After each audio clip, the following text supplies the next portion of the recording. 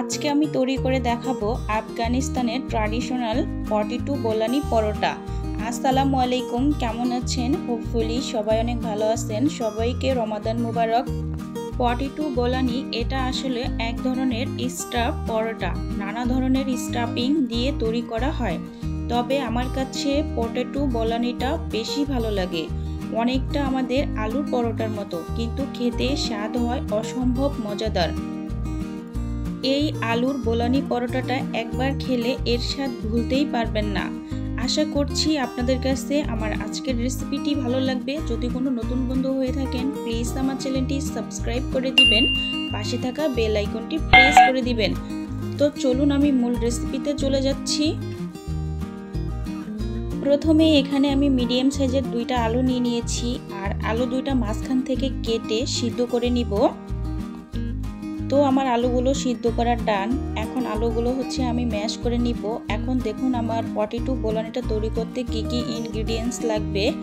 ওখানে আমি গাজর কুচি নিয়ে নিয়েছি হাফ বাটি, আর এখানে পেঁয়াজ কাঁচামরিচ কুচি করে নিয়েছি 1 টেবিল চামচ, রসুন কুচি হাফ টেবিল চামচ আদা কুচি করে আমি নিয়েছি।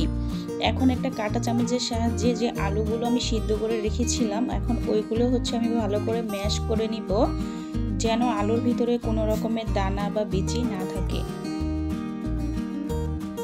তাই ভালো করে ম্যাশ করে নিতে হবে।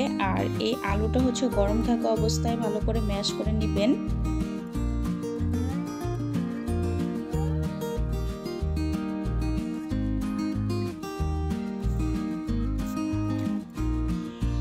তো দেখুন বন্ধুরা, আমার আলুগুলো সুন্দর করে ম্যাশ করা হয়ে গিয়েছে। এখন যে আমি কাঁচামরিচ আর পেঁয়াজ কুচি করে রেখেছিলাম ওইগুলো এখন আমি দিয়ে দিব। তো আমি সব পেঁয়াজ দিব না, আর কিছুটা পেঁয়াজ আমি ভালো করে ভেজে নিব। তো ওইটা আপনাদের পরে দেখাচ্ছি। যে গাজর আমি কুচি করে রেখেছিলাম ওইটা দিয়ে দিলাম। 1 টেবিল চামচ গোলমরিচের গুঁড়া, হাফ টেবিল চামচ পরিমাণ জিরা গুঁড়া, আর স্বাদ মতো লবণ দিয়ে দিলাম। এখন সব কিছু আমি ভালো করে মিশিয়ে নিব। তো আমি এখন হাত দিয়ে মিশাচ্ছি, আপনারাও হাত দিয়ে ভালো করে মিক্সড করে নেবেন। আর স্টাফিংটা এমনভাবে তৈরি করতে হবে যেন খুবই সফট হয় আর সুন্দর হয়। তো এটা বেশি একটা সফট হয়নি। এখন দেখুন চুলা আমি একটা কড়াই বসিয়ে দিয়েছি। আমি এখানে পরিমাণ মতো কিছুটা তেল দিয়ে দিলাম।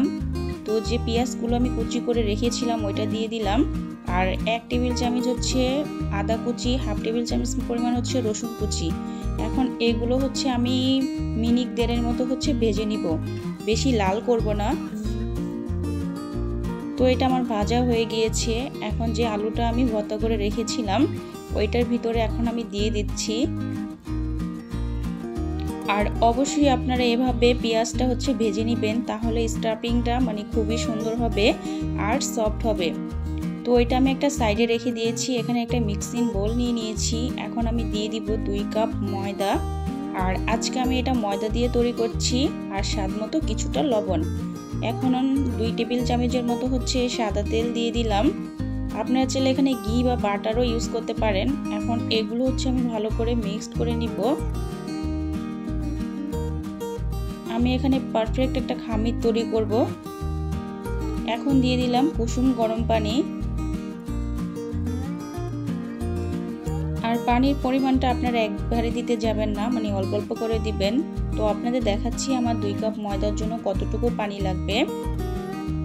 তো আমি আরও কিছুটা পানি দিয়ে দিলাম। আমি 1 কাপের মতো পানি গরম করেছিলাম, সো আমার হাফ কাপ লেগেছে। আপনাদের কম বেশি লাগতে পারে। তো এটা আমি রেস্টে রেখে দিব 10 মিনিটের জন্য। 10 মিনিট পরে আমি ফিরে আসলাম। এখন দেখুন বন্ধুরা, আমার খামিরটা কতটা সফট হয়ে গিয়েছে। এটা আমি হাত দিয়ে আরও একটু স্প্রিং করে নিব। আর এই ডোটা যতটা সফট হবে আর 42 বোলানিটা ততটাই খেতে ভালো লাগবে। তো এটা আমি আবারও হাত দিয়ে একটু স্প্রেড করে নিচ্ছি। এখন আমি লম্বা একটা রোল আকারে করে নিয়েছি। এখন একটা ছুরি দিয়ে আমি ছোট ছোট করে লিচি আকারে কেটে নিব। আর আপনারা এটা ছোট করে কেটে নিতেই পারেন। তো আমার সম্পূর্ণ খামির থেকে 6টার মতো বোলানি হবে। তো একটা রেখে আমি বাকিগুলো একটা সাইডে রেখে দিব। তো উপরে কিছুটা আমি ময়দা দিয়ে দিলাম। তো এখন আমি একটা বেলনির সাহায্যে একটা রুটি বেলে নিব। আর রুটিটা বেশি পাতলাও না মোটাও না, তো কেমন করে বেলে নিতে হবে আপনাদের আমি দেখাচ্ছি বন্ধুরা। তো আমি যে স্টাফিংটা তৈরি করে রেখেছিলাম পটেটোর, ওইটা আমি একটা চামচের সাহায্যে মাঝখানে দিয়ে দিচ্ছি। তো বেশি সাইডে নেওয়া যাবে না, শুধু মাঝখানে দিয়ে নিতে হবে। দেখুন আমি কিভাবে দিচ্ছি। আর সাইডে আমি কিছুটা পানি লাগিয়ে দিচ্ছি যেন এই মুখটা যেন না খুলে যায়।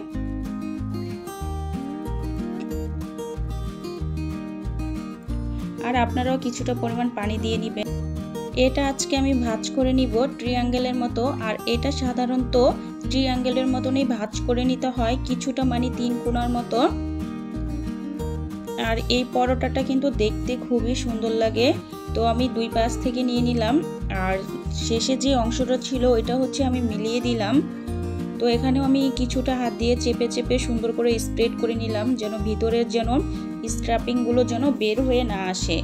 তো আমি আপনাদের সেম প্রসেসে আরও একটা বুলানি তৈরি করে দেখাচ্ছি। আর বন্ধুরা এটা তৈরি করা কিন্তু খুবই সহজ, আপনারা এটা যে কোনো টাইমে বানিয়ে কিন্তু খেতে পারেন। আর এটা তৈরি করতে কিন্তু বেশি কিছু লাগে না, হাতের কাছে থাকা অল্প কিছু উপকরণ দিয়ে আপনারা তৈরি করতে পারেন। তো সেম প্রসেসে আমি আরও এক কোণা থেকে ভাঁজ করে নিচ্ছি। এখন সেম প্রসেসে আরও এক কোণা থেকে আমি ভাঁজ করে নিব। আর এই অংশটা হচ্ছে আমি ওইটার সাথে মিশিয়ে দিব। তো আপনারা তো দেখতেই পেলেন কতটা সহজভাবে আমি করে নিলাম। এখন এগুলো আমি কুক করতে চলে যাব। চুলায় একটা প্যান বসিয়ে দিয়েছি। প্যানটা যখন গরম হয়ে গিয়েছে তখন আমি একটা বোলানি পরোটা দিয়ে দিলাম ভাজার জন্য। তো এটা হচ্ছে এক পাশ হয়ে গিয়েছে, আমি হচ্ছে উল্টিয়ে দিচ্ছি। আমি এখন কিছুটা পরিমাণ তেল দিয়ে দিচ্ছি।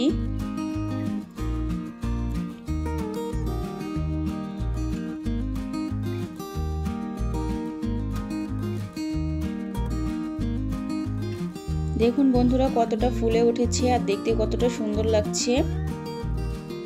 একটা আমার ভাজা হয়ে গিয়েছে, তাই আপনাদের আরো একটা ভেজে আমি দেখাচ্ছি।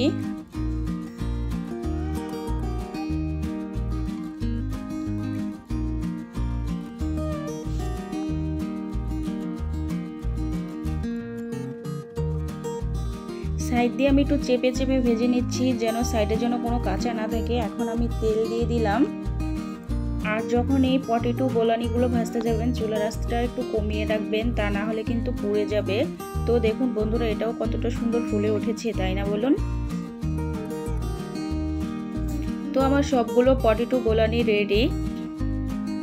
আপনারা তো দেখতেই পেলেন বন্ধুরা কতটা সুন্দর হয়েছে আর কতটা সহজভাবে আপনাদের সাথে আমি শেয়ার করলাম রেসিপিটি। আর আপনারা চাইলেও কিন্তু আফগানিস্তানের এই পটেটো বোলানি পরোটাটা বাসায় তৈরি করে নিতে পারেন। আর এটা কিন্তু অনেকটা ট্র্যাডিশনাল। আর এটা আপনারা খুবই সুস্বাস্থ্যকর, আপনারা ইফতারেও এটা খেতে পারেন। দেখবেন সবাই খুবই খুশি হবে আর আপনার প্রশংসা করবে। তো আমি আপনাদের একটা ছিঁড়ে দেখাচ্ছি, দেখুন ভিতরটা কতটা সুন্দর হয়েছে। এটা আপনি পরিবেশন করতে পারেন পছন্দের সালাদ, সস, চাটনি বা যে কোনো কিছু দিয়ে আপনারা পরিবেশন করে নিতে পারেন। তো মাঝখানটা দেখুন বন্ধুরা কতটা সুন্দর হয়েছে, ওপরে ক্রিস্পি আর ভিতরে কতটা সফট হয়েছে। তো আজকে আমি এটা পরিবেশন করব গরুর গোশতের তরকারি দিয়ে। আশা করি আমার আজকের রেসিপিটি আপনাদের থেকে অনেক বেশি ভালো লেগেছে। তো এভাবে আপনারা বাসায় ট্রাই করবেন। আর হ্যাঁ, খেয়ে কেমন লাগলো কমেন্ট করতে ভুলবেন না। কিন্তু আজকের মতো আমি বিদায় নিচ্ছি। ও আল্লাহ হাফেজ।